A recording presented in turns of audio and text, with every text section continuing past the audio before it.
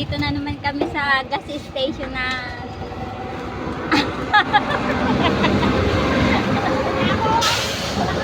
Ate Helen, umayos ka dyan. Sige, okay na dyan. Buti na.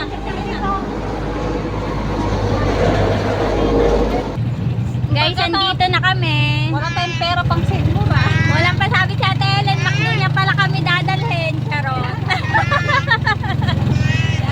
Kasi na guys. Ayun na, bigla. Kinabahan pa yung driver namin. Mag-drive. Yeah, today.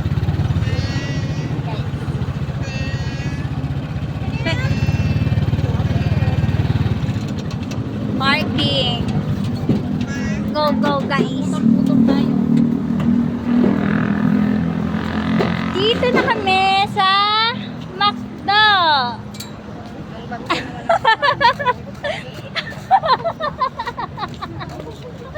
Di ka lang talan. Guys.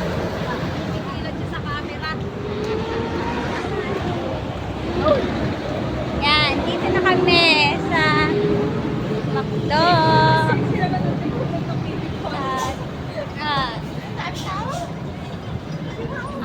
Dito na kami, guys.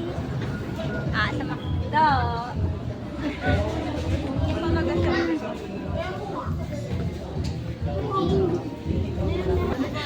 Kami ay naiignot. Hindi. Naiignot kami kasi hindi raw marunong magpindot sila. Ako rin. Charot.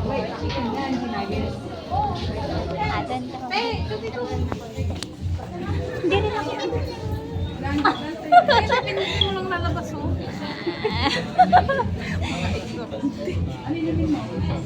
Pwede ata diretso na tayo sa ano. Ayan na.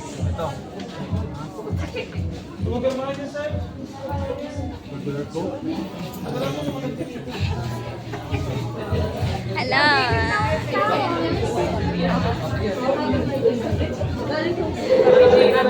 Say hi. Hi. Hi. Nahihintong na kami sa pindutin dito. Alam nyo guys, nag-ignot talaga kami dito. Ito pa yung tent number na lang. Yan. Nag-ignot kami ni sa Ate Helen. Sa counter na lang. Thank you po. Thank you. Dito to. Ay, tatawagin na. Na-ignot Wala na kayo na. Party, sino? Wala, nagpipendot na naman. Diyan na tayo. Doon sana maganda oh. Ay, meron na.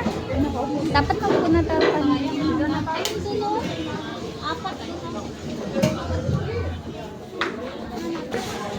Naliligaw.